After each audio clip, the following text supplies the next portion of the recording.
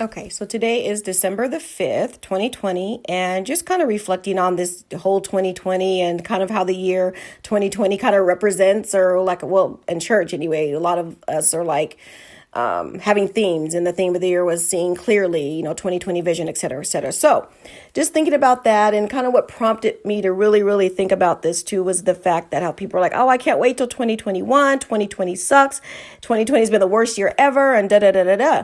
But I was thinking, I'm like, you know what, Lord?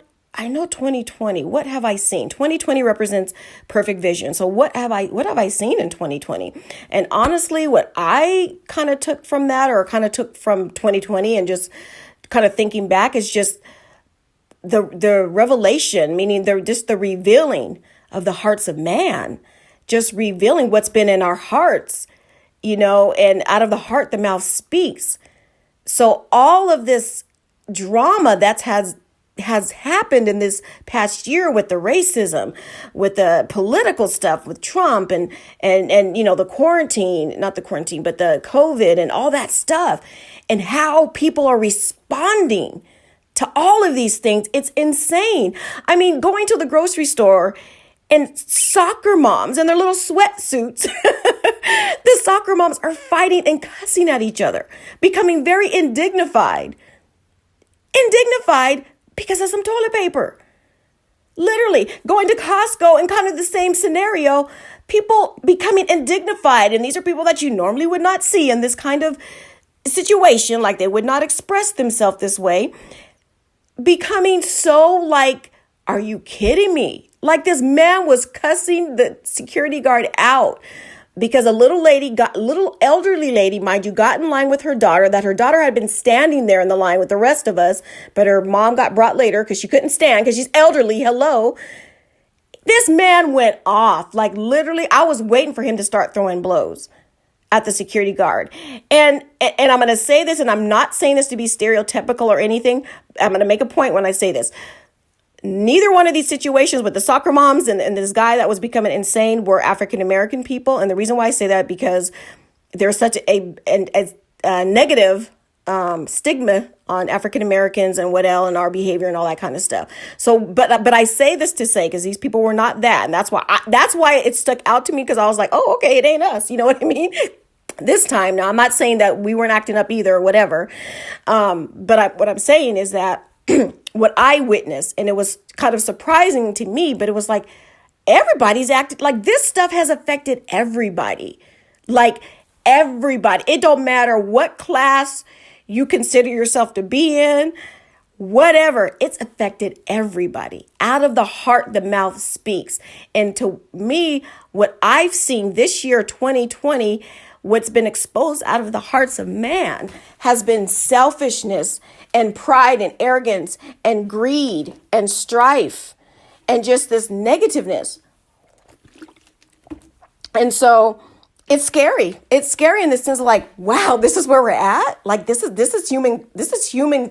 What is the word? This is mankind. This is where we're at. So with all that being said, we need, before we're ready to jump into the new year, be mindful of where we're at. Be mindful of how we were and what's been even come out of us. Be mindful of that, because another year, flipping the calendar is not going to change nothing. Like my dad used to say, same soup, different bowl. Flipping the calendar is not going to change nothing. All we're going to do is go into a new year. That's it. And we don't want to go into the new year with our hearts the way that they are now. Like, this has been such a wow. Like, to me, I'm like, you got to be kidding me. And it's crazy, because even with the pandemic, I'm like, they couldn't even say that, oh, this just affects lower class people or poor people or whatever.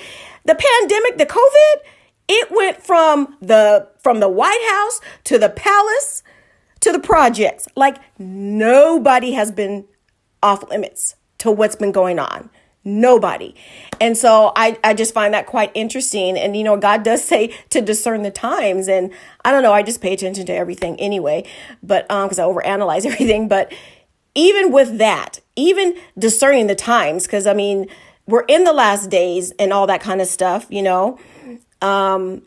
So I just like, Lord, you are so gracious. You are so gracious. This is how I look at it. It's kind of like we're taking this not a final exam. What is it called? Entry exam.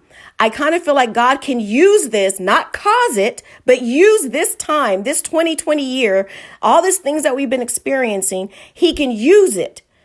He can use it. And so in using it, I kind of feel like, okay, here's an entry exam. Let's see where you guys are at. Because you know, when you go to college or when you go to schools or whatever, they give you an entry exam because they want to see where you're at before you're placed. And so I kind of was like, okay, this is kind of like what I feel like this time frame is. Like, it's not, yes, it's been a horrible stuff that has been going on. You know, people have lost their lives with this COVID. All that stuff is horrible. But God is so loving that he doesn't want anyone to perish. He doesn't want anyone to be separated.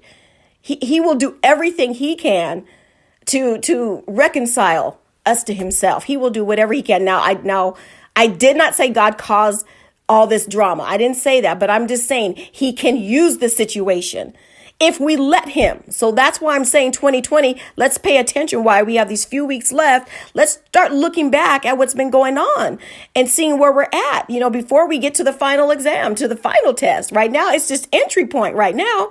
We're just taking the entry exam. So that's kind of how I looked at it, just to kind of put it in a more practical way to look at it. That, you know, because God is so loving that none should perish. You know, he doesn't want anybody to perish. So instead of us always so focusing on trying to look good on the outside, you know, to appear like we got it all together, whatever, but your heart is ugly. Like these people, like when that man was cussing, I did not expect what those things that man was saying. I didn't even know he knew them kind of words. Like seriously, not to be stereotypical, but I'm like, oh my gosh, are you kidding me? I'm like, I'm about to fight this man. You're talking about this little old lady. Like I was getting so irritated with people. Anyway, so I'm like, you got to be kidding me. You don't talk to people like that. You don't talk to the security guy like that. He's trying to keep his composure. And I'm just like, okay, Lord, calm me down because I'm fit. You know me, Lord. Like I will feel like the spirit of Samson and David will come upon me. And I'm fitting to go off on this dude, right? He's like all 6'2" or whatever, big old guy. But anyway, I just was so angry because all this stuff was just happening. I'm like, why are people, anyway. So moving forward, let's get it together, okay? We can't take in, as the kids were talking about, you know, Madison and Joseph about cleaning the inside of the cup. You know, we're so worried about cleaning the outside. Outside ain't gonna do you no good. Like I'm trying to tell you, the outside ain't gonna do no good. It ain't gonna do you no good. We need to clean the inside of the cup. Let's not take our dirty clothes into this new year. And then like for Christians, the same thing. That goes for us too. That's why I'm saying this whole 2020 has exposed everybody. When I'm talking everybody, I mean everybody, myself included. I'm on this path of, Lord, I'm just trying to let God love me so I can love people in a better way. That's what I'm working on. Lord, you need to love me because to me, love is like a supernatural thing because it's easy to love people that are nice to you. But when people are not nice to you and all that stuff, it's hard. It really is. To me, it's supernatural. That's going to be a supernatural thing. So when you guys see me be more loving, you know, it's Jesus. So anyway, moving forward with Christians, and I'm not going to get on this too long, but with Christians, if this quarantine and all this stuff that's going on for Christians, the only thing that should have changed was your location. Your faith should not have been shaken. Your relationship with the Lord shouldn't have been shaken. Your walk with the Lord should not have been shaken. None of that should have changed because you can't go into a church building.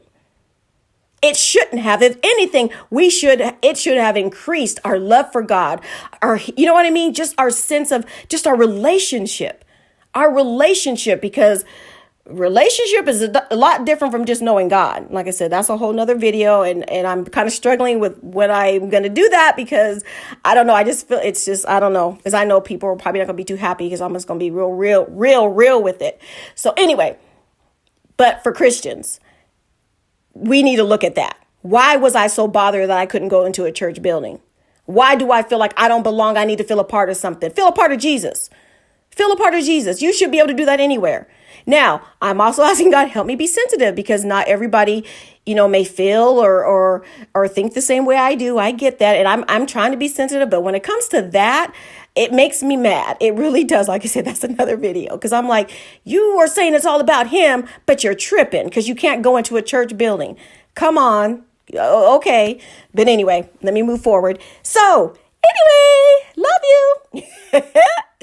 Anyway, so the church needs a whipping. That's all I'm saying. We need time out. And we're getting time out, but we don't know how to use it.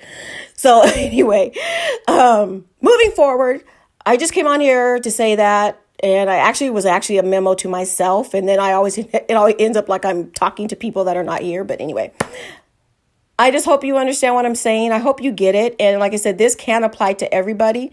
Even if you think your life's all together, another video, it still can apply to you because you got to look. You really got to look. Just look at where you're at, spiritually, mentally, emotionally, physically, all that stuff. We need to look where we're at because we don't want to go into 2020 the same. And like I said, flipping the calendar, changing the date is not going to change our lives. So we know we need a heart transplant. We need to figure out where we are. All right. We need to understand the state of where we're at. Like Allstate says, what's in your wallet? All is at stake. What's in your heart? All right. Kind of corny, but I couldn't think of nothing else and it just came out. All righty. Smooches.